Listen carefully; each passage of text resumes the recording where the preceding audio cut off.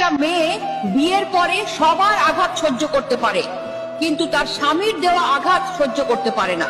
কারণ একটা মেয়ে বিয়ের পরে তার স্বামীর সাথে হাজারটা ইচ্ছে পূরণ করার স্বপ্ন দেখে। তার ধারণা সবাই তাকে কষ্ট দিলেও তার স্বামী তাকে কষ্ট দিবে না। স্বামী স্ত্রী শুধুমাত্র রাতে একসাথে ঘুমালে স্বামী হয়ে যায় না। স্বামী হতে হলে স্ত্রীর মন বুঝতে হয়, তার খেয়াল রাখতে হয়, স্ত্রীকে ভালো রাখার চেষ্টা করতে হয়।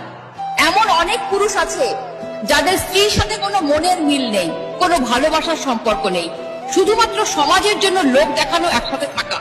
যার স্বামী এমন, শুধুমাত্র সেই মেয়েটাই বোঝে জীবন্ত লাশ হয়ে বেঁচে থাকাটা কতটা কষ্টের।